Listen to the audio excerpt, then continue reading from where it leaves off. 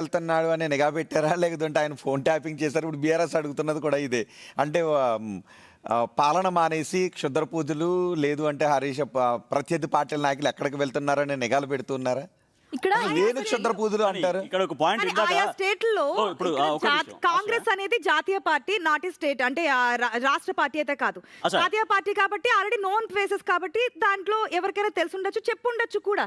దానికి ప్రత్యేకంగా ఒక మెంబర్స్ ని పెట్టి పంపించాల్సిన అవసరం లేదు. అండ్ దట్ ఇంకోటి ఏంటంటే ఒక్క రోజు వెళ్ళి చేసి వచ్చింది కాదు. సమ రామ్మోహన్ రెడ్డి కూడా డేట్స్ తో సహా క్లియర్ కట్ గా చెప్పినటువంటి పేర్లు డేట్స్ ఏంటంటే మార్చ్ 2 తిరుచిపల్లి వెళ్ళారు, మే 31 జూన్ 1 శివమొగ్గ వెళ్ళారు, మళ్ళీ 2 జూన్ తిరుచిపల్లి వెళ్ళారు, 23 జూలై శివమొగ్గ వెళ్ళారు. ఇలా ఆల్టర్నేట్ డేస్ అంటే వెళ్తూ వస్తూ ఉన్నారు. ఏదో బర్త్డే అయితే ఒక రోజు ఉంటుంది, లేదంటే ఏదైనా కారణం కానీ కొన్ని టెంపుల్స్ కొన్ని ఇండికేషన్ గా ఉంటాయి.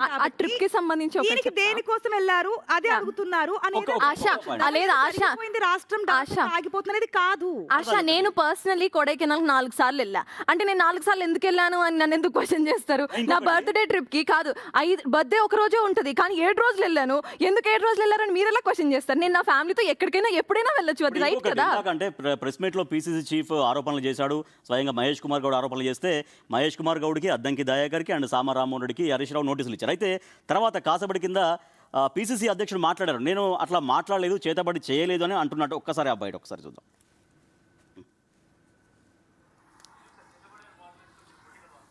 చేతబడి జరిగిందే నేను అనలే. 70-80 సంవత్సరాల క్రితం తెలంగాణలో చేతబడులు అన్నట్టు ఒక ప్రచారం ఉండేది. ఇవాళ సైన్స్ బాగా అభివృద్ధి చెందింది, అక్షరాస్యత పెరిగింది.